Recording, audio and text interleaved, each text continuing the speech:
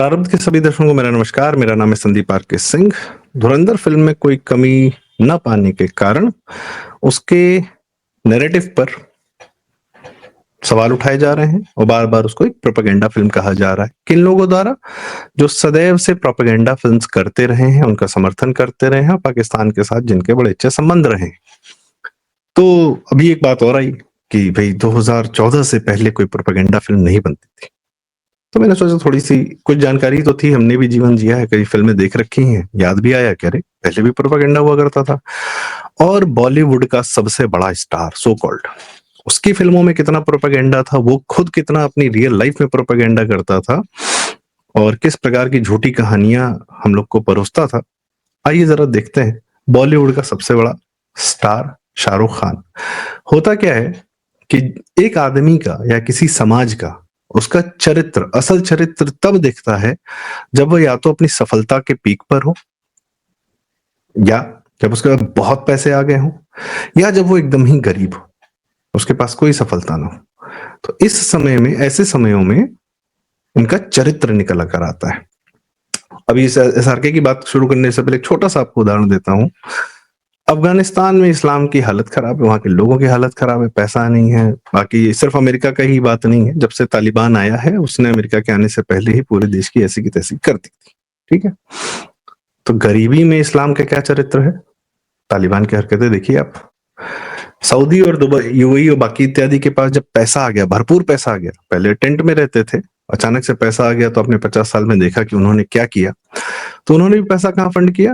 भारत में कन्वर्जन के लिए, वहां भी इस्लाम फैलाने के लिए। जब बहुत पैसा आ गया तो उन्होंने क्या किया, मतलब कि अपनी धरती को बेहतर और सुरक्षित बनाने और बेहतर बनाने के बजाय दुनिया भर का इन्वेस्टमेंट ढूंढ रहे हैं, बिल्डिंग्स बना रहे हैं, अनसस्टेनेबल मॉडल क्रिएट कर रहे हैं जो सिर्फ उसमें पैसा पंप कर रहे हैं। कोई प्रोडक्टिविटी कितनी है वो तो दुनिया बेहतर जानती है। आज के हाल हम देख रहे हैं, वहां पे क्या हाल है।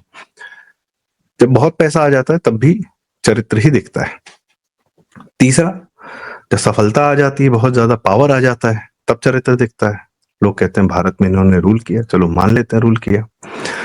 एक यूनिवर्सिटी दी, एक कॉलेज दिया, जितनी बिल्डिंगें भारत की हिंदुओं की थी उन्हीं को तोड़कर उन पे अपनी टोपी पहना दी, बस।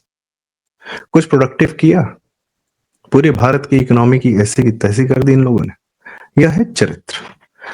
इनको जब एसआरके को जो सफलता मिली, ये 1990 से जब आए और ये 2000 तक आते हैं, और जब इनको अपनी सफलता के पीक पर पहुंचते हैं, तब ये क्या क्या प्रोपेगेंडा करते हैं। पहले तो आती है एक फिल्म इनकी हल्की सी कुछ कुछ होता है।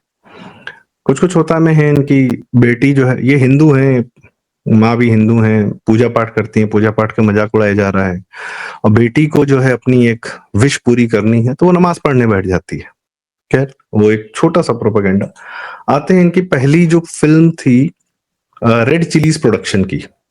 इन्होंने पहले भी एक प्रोडक्शन हाउस जूही चावला उनके पति के साथ खोला था, उसका नाम था ड्रीम्स अनलिमिटेड। उस पर भी आते हैं, उनकी फिल्में थी, उनकी फिर भी दिल है हिंदुस्तानी और प्रोड्यूस्ड फिल्म। जब पैसा, अपने पैसे से फिल्म बनाई तो ठीक है, फिर भी दिल है हिंदुस्तानी, फिर अशोक बनाई थी, फिर एक चलते चलते बनाई थी। पर जब उन्होंने अपने रास्ते अलग कर लिए जूही चावला के प्रोडक्शन हाउस से, तब इन्होंने पहली फिल्म बनाई रेड चिलीज प्रोडक्शन से, अपने पैसे से प्रोड्यूस्ड फिल्म मैं हूं ना, सन 2004 में। क्या है इसका प्रोपेगेंडा? विलेन जो है वो इंडियन आर्मी का है, और इनका ऐसा नहीं है कि इन्होंने इंडियन आर्मी को एक ही फिल्म में विलेन दिखाने की कोशिश की, कई फिल्मों में। मैं आपको दिखाता हूँ, सुनाता हूँ भी। तो विलेन जो कौन है, वो इंडियन आर्मी का है। फिल्म का मेन एजेंडा क्या है, मेन नैरेटिव क्या है कि हमें पाकिस्तानी छोड़ने चाहिए गुडविल जेस्चर में। ये बात ये 2004 में कर रहा है। अप्रैल 2004 में फिल्म रिलीज होती है।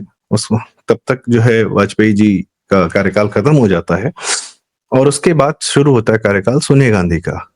जो यही काम, आप सोचिए, इस फिल्म के दो एजेंडा हैं। 4 साल, 3 साल, 4 साल के अंतराल पे आपको यह चीज गवर्नमेंट के द्वारा करती हुई दिखती है, सोनिया गांधी के गवर्नमेंट के द्वारा, कि आर्मी मैन जो है भारत के, कर्नल पुरोहित जी जैसे और भी कई लोगों को इन्होंने गिरफ्तार किया कि वह ब्लास्ट करवा रहे थे। वह विलेन है, वो इंडिया और पाकिस्तान में दोस्ती नहीं होने देना चाहते। अमन की आशा के खिलाफ इंडियन आर्मी है।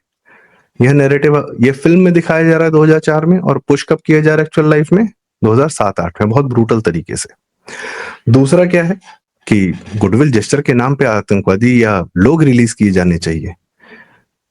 लोग कौन से रिलीज किए जाने चाहिए? उसमें लोग हैं आतंकवादी, जेलों में बंद लोग रिलीज किए जाने चाहिए, जो उधर से पाकिस्तान से यहाँ आ गए हैं, या भारत से लोग जो पाकिस्तानी सरहद पार कर गए, उनको रिलीज किया जाना चाहिए।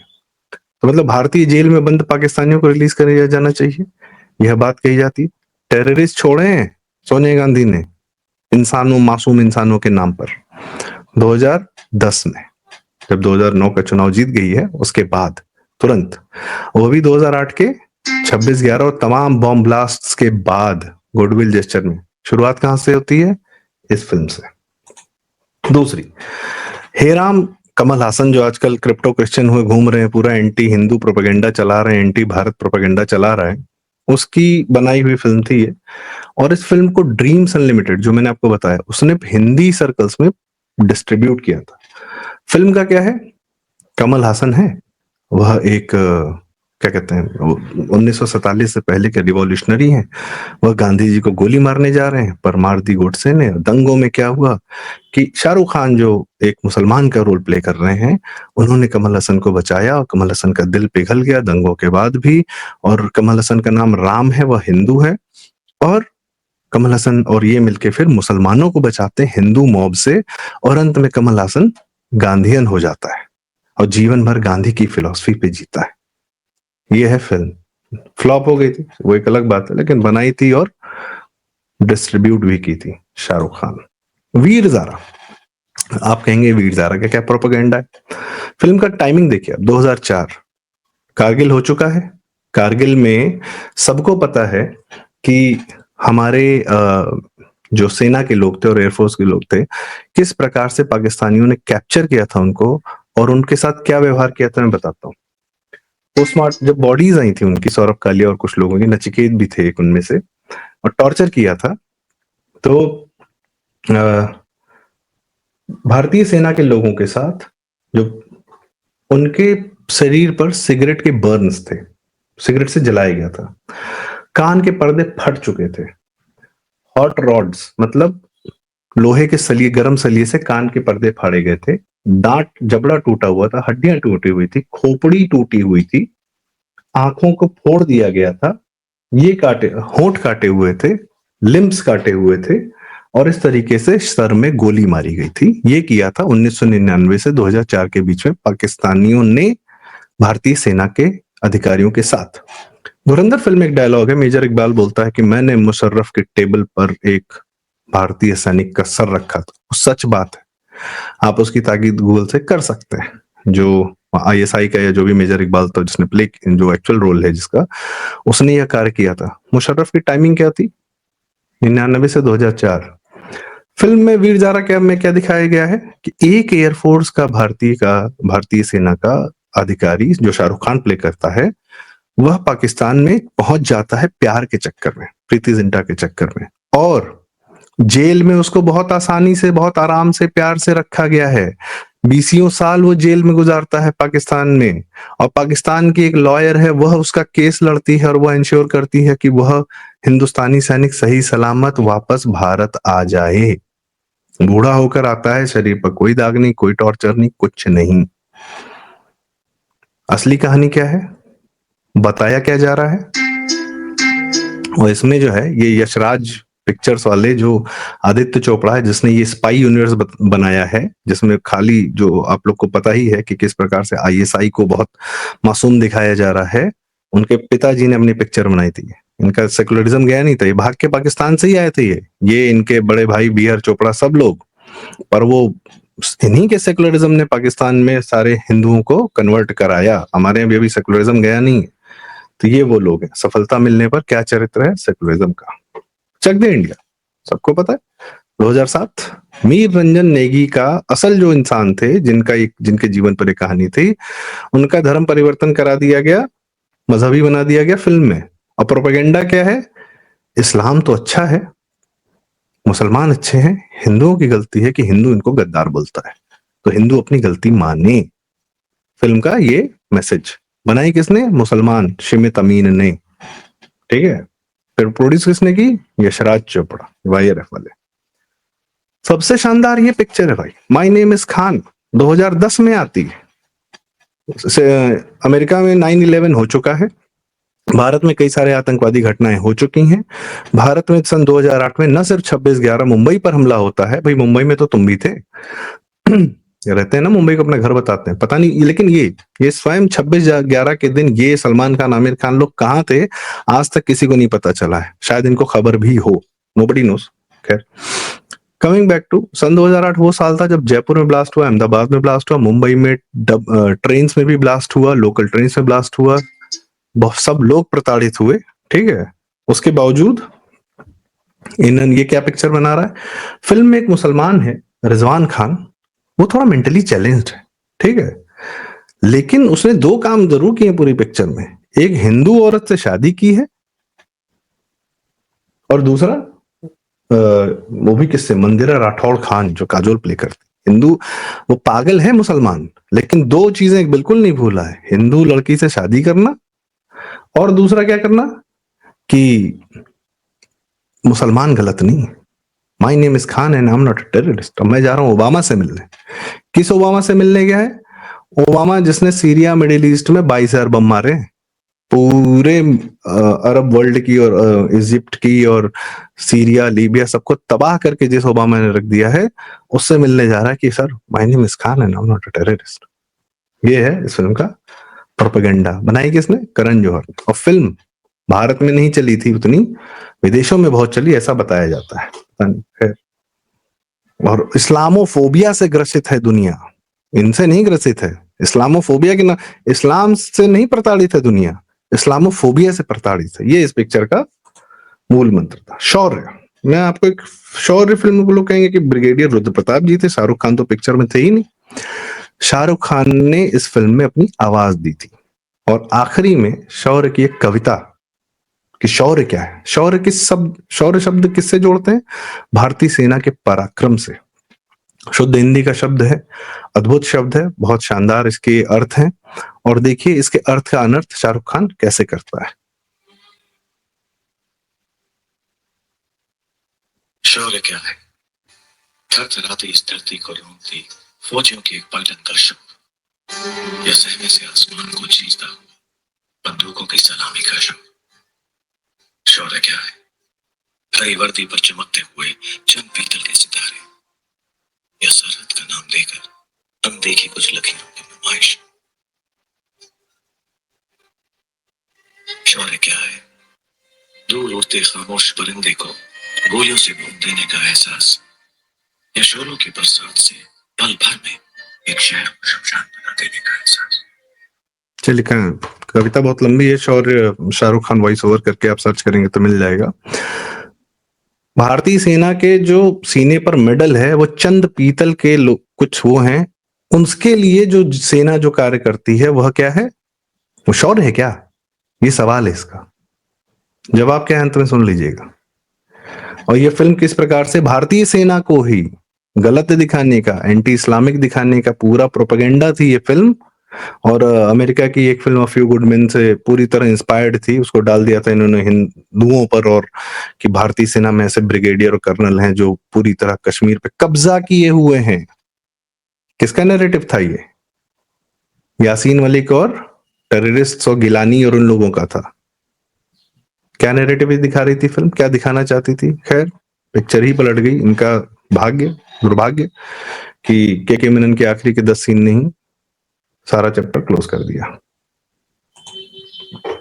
पठान सन 2023 में ये पिक्चर आती है, और धुरंधर में क्या दिखाया आप देख लीजिएगा क्या है। पर भारतीय रॉ जो है वो अपने एजेंट्स को छोड़ देती है, वो कभी नहीं उसका ध्यान रखती है, और हमेशा जो है रॉ का एक एजेंट जो है वह मतलब वो क्या कहते हैं, वो रोग हो जाता है, और इंग्लिश वाला रोग ROGUE, और फिर इंटरनेशनल पता नहीं कहां से उसको इतनी फंडिंग मिल जाती, पैसा मिल जाता है, वो CGI लगा के पता नहीं उड़ता है जेट, पीछे जेट पैक लगा के, और वो ISI और भारतीय रॉ को और भारत की सरकार को दोनों को परेशान कर रहा है जॉन अब्राहम।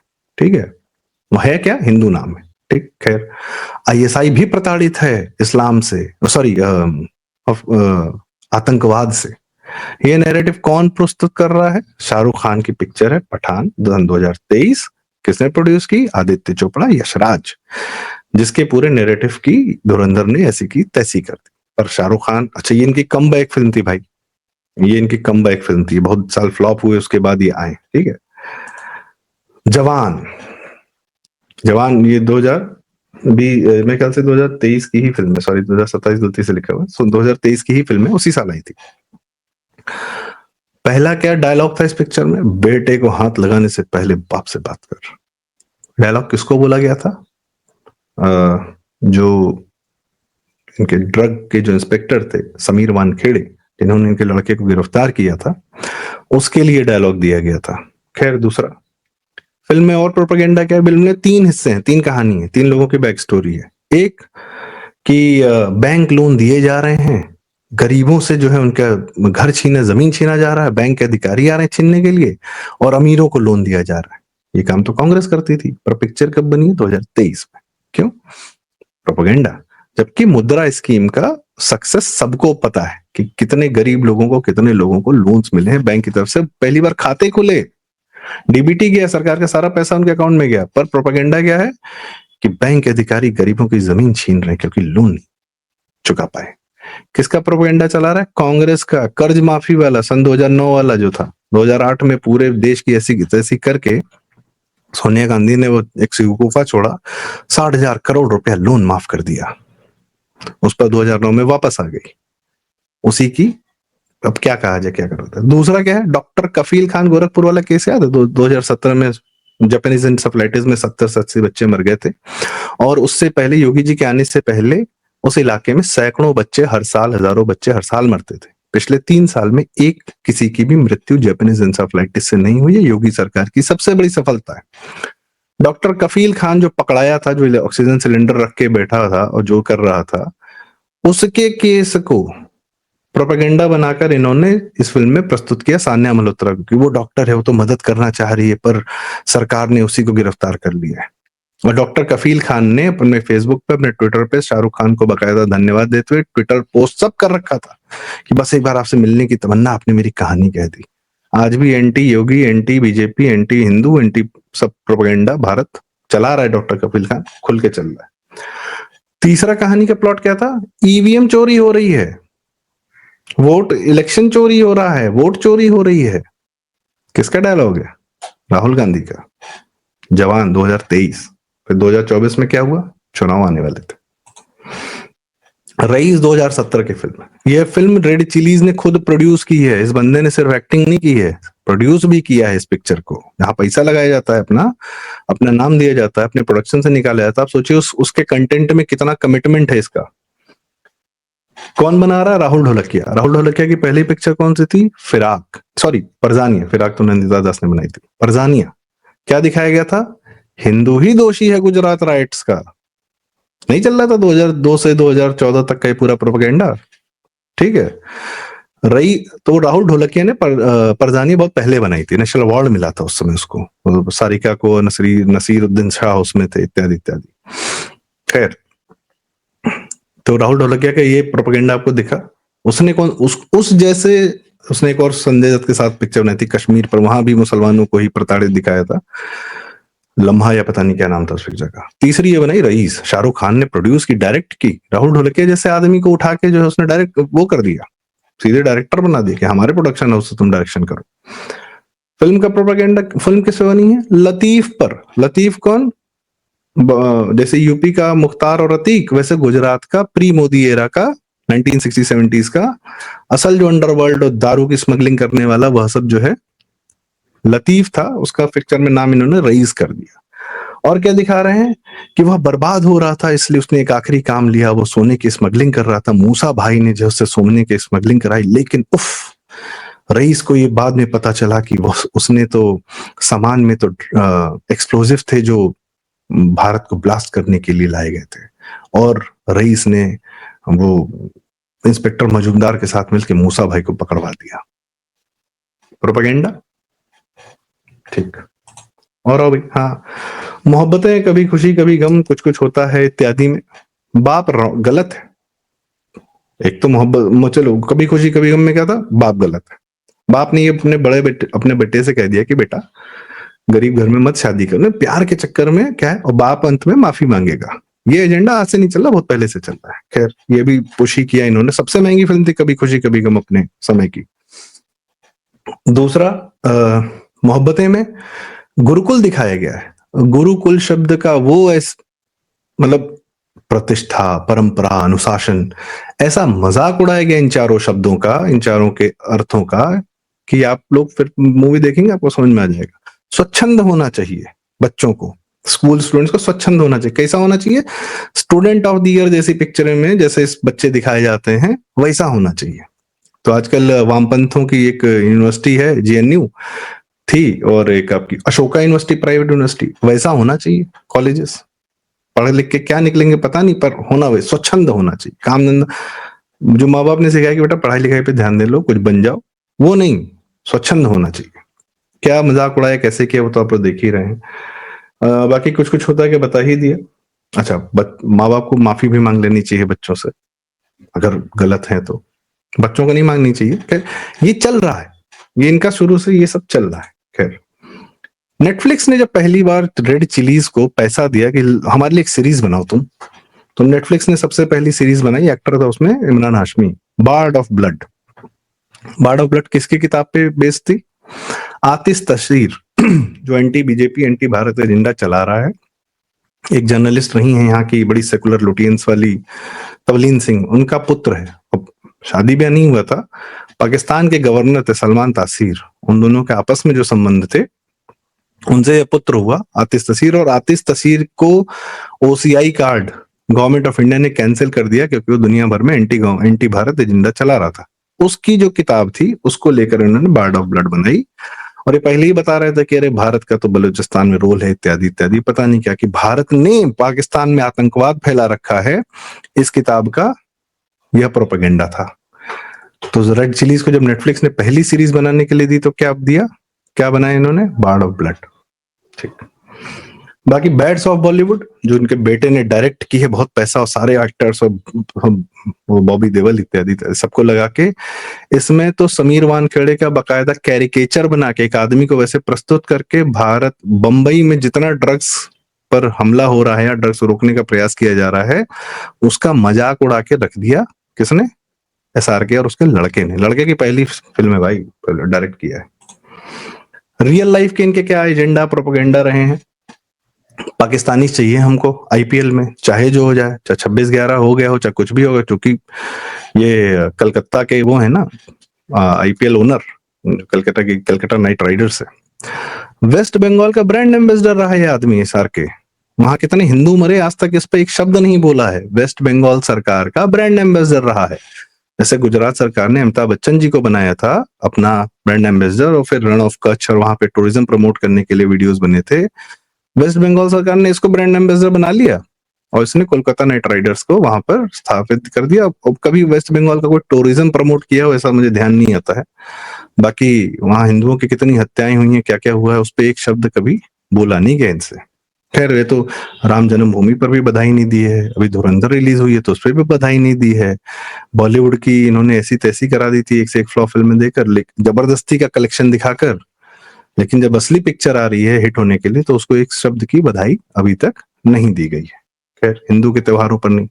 पाकिस्तानी एक्ट्रेसेस ने बुलाए इंडस्ट्री में। ओम शांति ओम इसकी दूसरी पिक्चर जो इसने खुद प्रोड्यूस की थी, रियल क्या कहते हैं रेड चिलीज से ही, जो फराह खान ने बनाई थी। उसमें पाकिस्तानी एक्टर को अपना बाप बनाया था, बूढ़ा पाकिस्तानी एक्टर। सिर्फ हीरोइन नहीं लाते थे ये, हैंडसम या वहां के स्टार नहीं लाते थे, वहां के बूढ़े एक्टर्स को भी लाते थे। जावेद करके वहां का कोई बड़ा सुपरस्टार, पता नहीं क्या ही रहा होगा, उसको अपना बाप बनाया था ओम शांति ओम में। ठीक है, माहिरा खान, जो रईस पिक्चर की बात हो रही थी, उसकी एक्ट्रेस पाकिस्तानी एक्टर थी। अभिजीत भट्टाचार्य, आपको एक सिंगर याद होंगे, वो सदैव शाहरुख खान के गाने गाया करते थे सन 2000 तक, यहां तक कि थोड़ा बहुत उन्होंने मैं हूं ना तक भी गाया था। तो अभिजीत भट्टाचार्य पाकिस्तानी सिंगर्स के आने पर या पाकिस्तानी इन लोग के इन्वॉल्व होने पर काफी खुला बोलते थे। शाहरुख खान ने उनसे अपने गाने गाने बंद कर दिए। अभिजीत भट्टाचार्य का करियर खत्म हो गया। करियर मतलब बॉल प्लेबैक सिंगिंग का करियर उनका काफी वैसे ध्वस्त किया गया इसके द्वारा, सिर्फ इसलिए कि विजीत भट्टाचार्य तब वो बात बोलते थे जब भारत में हिंदू उतना खुलकर हिंदू होने की बात नहीं कह सकता था। बाकी पूछा जाए कि कब रहे ये 26/11 के दिन कहाँ थे, और ऐसी प्रोपेगेंडा की कोई कमी नहीं है इस आदमी के द्वारा या इसके। बाकी लव जिहाद किस तरीके से प्रमोट किया गया है पूरी इंडस्ट्री में, जितने मुसलमान एक्टर, प्रोड्यूसर, डायरेक्टर देखो, सबने दो दो हिंदू लड़कियां फंसा रखी हैं, और आजकल लव जिहाद के नाम पर क्या होता है आप देख ही रहे हैं।